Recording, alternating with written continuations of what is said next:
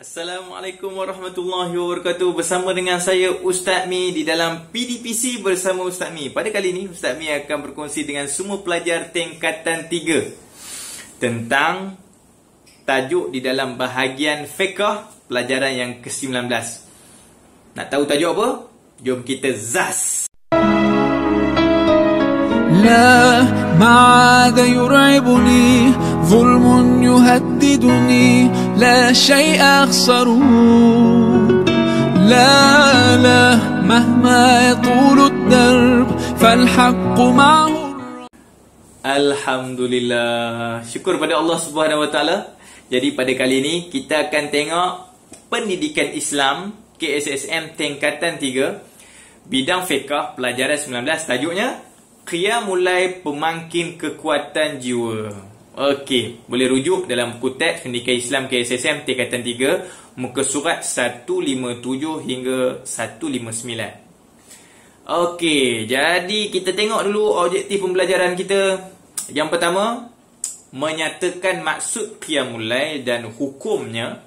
Yang kedua, menjelaskan amalan-amalan yang dilakukan semasa Qiyamul Lail. Amalan apa yang kita akan buat semasa Qiyamul Lail. Yang ketiga, menerangkan kelebihan melakukan amalan Qiyamul Lail. Apa kelebihan dia? Apa keutamaan dia? Okey, jom kita tengok. Okey, yang mula-mula sekali. Mula-mula sekali Ustaz nak bawa kepada semua pelajar Ustaz yang menyaksikan video pada kali ini mengenai masa ataupun waktu Qiyamul Lail daripada hadis yang sahih ini, dan juga apakah kelebihan yang kita akan dapatkan apabila kita melakukan Qiyamul Lail berdasarkan hadis ini. Jom kita ambil berkah dulu, kita baca. Daripada Abu Hurairah radhiyallahu an, sabda Rasulullah sallallahu alaihi wasallam, yanzilu rabbuna tabaraka wa ta'ala kulla lailatin ila sama'id dunya hina yabqa sulusul lail akhir yaqul man yad'uni fastajiba lahu man yas'alni fa'atiyahu man yastaghfiruni fa'aghfir lahu. Apa maksud dia? Tuhan yang maha berkah dan maha tinggi turun setiap malam ke langit dunia. Allahu Akbar. Bukan Allah Ta'ala yang turun. Syarah hadis mengatakan yang turun itu adalah rahmat Allah, keampunan Allah, keberkahan dari Allah, yang akan turun ke langit dunia. Bila tu? Sulusul lailil akhir, iaitu sewaktu masa berbaki sepertiga malam terakhir. Ini waktu dia, sepertiga malam terakhir. Dan berfirman, dan Allah Ta'ala berfirman, barang siapa yang berdoa kepadaku, mayadu'uni fa'astajibalah, siapa yang berdoa kepadaku, nescaya aku perkenankan baginya. Tu yang pertama. Siapa berdoa, Allah Ta'ala pasti perkenankan doanya. Mayas'alni fa'atiyahu. Yang kedua, barang siapa yang meminta kepadaku, nescaya aku akan memberikan apa yang dimintanya. Allah, mintalah apa saja, Allah Ta'ala pasti akan berikan apa yang diminta. Dan yang terakhir, yang ketiga, mayastaghfiruni fa'aghfir lahu. Allah, ni mahal. Apa dia? Barang siapa yang meminta pengampunan daripadaku, nescaya aku mengampuninya. Allahu Akbar. Tu 3 perkara yang kita akan dapatkan bila kita berjaya melaksanakan Qiyamul Lail. Hadis ni riwayat Imam Bukhari, hadis yang ke-1145 di dalam Sahih Bukhari. Okey, sekarang penjelasan mengenai waktu afdal Qiyamul Lail. Dah tahu tadi kan, Allah Ta'ala tu dia akan turun ke langit dunia, rahmat dia, keberkahannya, pengampunannya, dan dia akan bagi 3 perkara tadi. Kalau berdoa diperkenankan, kalau diminta apa yang diminta pasti akan diberikan, dan siapa yang minta ampun kepada Allah pasti akan diampuni oleh Allah. Bila tu? Sepertiga malam terakhir. Jadi orang akan tanya, bila waktu sepertiga malam terakhir tu? Okey, sekarang kita tengok penjelasan dia. Sebenarnya, ni satu gambaran. Sebenarnya bermula waktu malam ialah dengan masuknya waktu maghrib. Mula waktu malam, bila masuk maghrib tu malam. Dan berakhir dengan habisnya waktu isyak. Berakhir malam ni bila habis waktu isyak. Bila tu? Sampai subuh. Mula maghrib, habis subuh. Itu. Okey, jika dia ambil kira waktu solat semasa di Kuala Lumpur, dia bagi gambaran. Jika dia ambil kira waktu solat semasa di Kuala Lumpur mengikut kaedah 24 jam, waktu maghrib bermula pada jam 19.21 malam. Iaitu pada pukul 7.21 malam. Dan berakhir waktunya isyaknya pada jam 5.52 malam. Pagilah waktu subuh tu masuk. Maka tengok dia kata, maka jumlah waktu malam ialah 10 jam 50 minit. Jumlah waktu malam semua sekali 10 jam 50 minit. Jadi jika sepertiga malam ialah 3 jam 50 minit, sepertiga malam 3 jam 50 minit, maka diambil sepertiga malam terakhir itu kira-kira pada jam 2.21 pagi tu, ataupun kira malam lah, sebab lepas maghrib tu kira malam. Jadi 2.21 malam, kalau kita panggil pagi kan, 2.21 malam, kalau ikut istilah ni, sehingga subuh. Kalau bahasa kita yang biasa, 2.21 pagi sampai subuh, itu sepertiga malam yang terakhir. Kalau ikut gambaran ni, berkenaan solat tahajud, itu dapatlah gambaran tu kan. Okey, sekarang kita tengok berkenaan solat tahajud. Solat ini dilaksanakan selepas bangun dari tidur. Bangun daripada tidur itu dipanggil tahajud. Dan sebelum masuk waktu subuh. Boleh buat tahajud ni, bangun tidur, sebelum masuk waktu subuh, buatlah tahajud. Rujuk Fiqh Al-Manhaji jilid 1 muka surat 217. Okey, sekarang kita masuk kepada tajuk kita. Yang tadi tu gambaran sebagai penambahan info. Okey, supaya jelas. Okey, yang pertama maksud qiyamul lail. Dia terbagi pada dua, qiyam dan al-lail, iaitu amalan. Qiyam ni bangun, al-lail tu malam, jadi bangun malam. Di segi istilah syaraknya, qiyamul lail ialah amalan bangun malam, bangun, qiyam. Lail, malam, amalan bangun malam untuk beribadat kepada Allah seperti menunaikan solat tahajud dan membaca Al-Quran. Okey, hukum dia, hukum melakukannya adalah sunat. Bukan wajib, sunat. Okey. Kemudian dalilnya apa? Dalil naqlinya iaitu firman Allah, a'udzubillahi minasyaitonirrajim wa minal laili fatahajjat bihi nafilatan lak asa an yab'asaka rabbuka maqaman mahmuda. Apa maksud dia? Maksudnya, dan daripada sebahagian malam, bertahajudlah kamu dengan solat tambahan bagimu. Nafilah. Nafilah ni sunat lah, sebagai tambahan bagimu. Semoga Tuhanmu menempatkanmu di tempat yang terpuji. Itu dalil naqli yang menjadikan hukum melaksanakan solat qiyamul lail ini ataupun bangun malam ini adalah sunat. Yang keempat, kita akan tengok antara amalan Rasulullah SAW sebelum qiyamul lail. Jadi sebelum qiyamul lail ni apa yang Nabi buat? Okey, yang pertama, Nabi bersiwak. Bangun, Nabi bersiwak, berus gigi. Dan sebelum dia nak melakukan qiyamul lail ni, dia akan keluar daripada rumah dan akan memandang ke langit, melihat kebesaran Allah. Dia tengok bulan, dia tengok bintang, dia tengok langit yang luas, bulan yang besar, bintang yang banyak, yang kalau boleh pergi tengok lagi besar daripada bulan, langit yang luas. Macam mana pula yang menciptakan langit yang luas, macam mana pula yang menciptakan bulan yang besar dan bintang-bintang yang bertebaran, yang semuanya besar-besar belaka. Macam mana pula tu? Maha besar. Allahu Akbar. Jadi tujuan dia tu nak melihat kebesaran Allah. Sambil melihat kebesaran Allah, Nabi membaca surah Ali Imran ayat 190. A'udzu billahi minasy syaithanir rajim.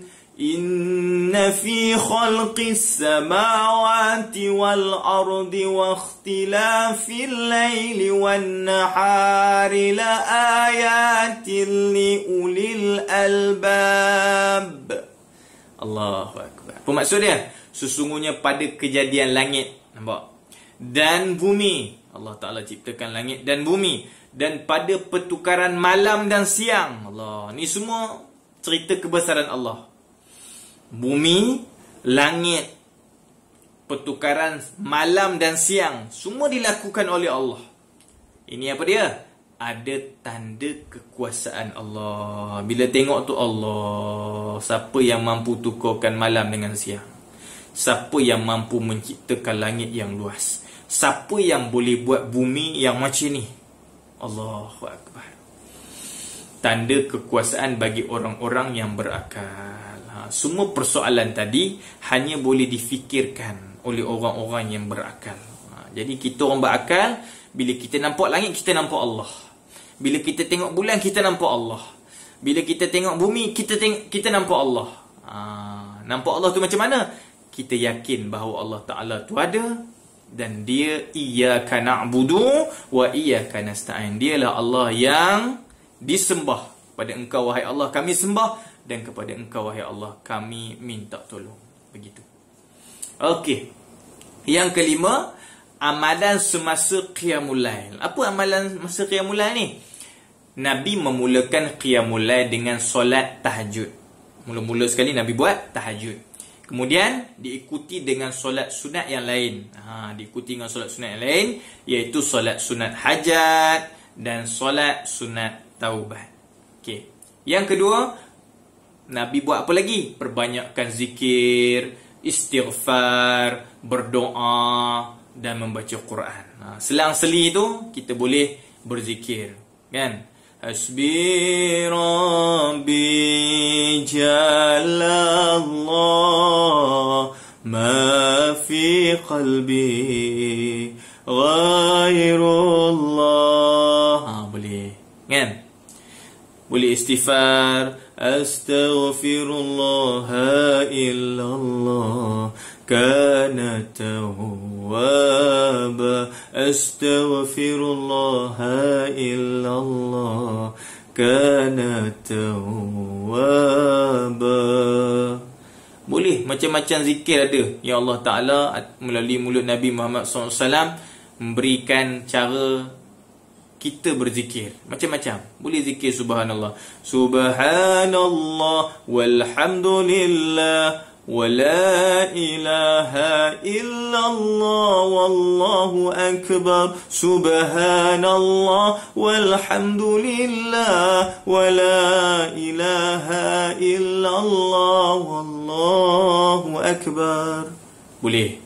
Kemudian kita boleh juga membaca Al-Quran. Okey. Kemudian diakhiri dengan solat sunat witir. Kalau kita pernah sembahyang tarawih dulu kan, last sekali selepas sembahyang tarawih dia ada solat sunat witir. Dilakukan dengan berapa rakaat? 3 rakaat. Boleh juga buat 1 rakaat. Begitu. Jadi ini yang terakhir, yang nombor 6, kelebihan bagi mereka yang mengamalkan qiyamul lail. Yang ini yang orang dok. Kalau tengok hadis tadi, dia sebut apa? Dia sebut apa? Kalau kamu doa pada aku pasti akan memakbulkan doa kamu. Jadi yang pertama sekali, orang yang qiyamul lail, Allah Ta'ala akan makbulkan doanya. Doa dimakbulkan oleh Allah. Yang kedua, menjadi hamba yang bersyukur. Syukur apa ni? Syukur sebab Allah Ta'ala bagi Islam. Syukur apa ni? Sebab dapat hidayah daripada Allah. Macam mana Nabi Muhammad SAW, macam mana dia kalau qiyamul lail? Sampai bengkak kaki dia. Allahu Akbar. Sampai isteri dia Aisyah tanya pada dia, Ya Rasulullah, kamu tu Nabi, kamu tu Rasul, kamu dijamin masuk syurga.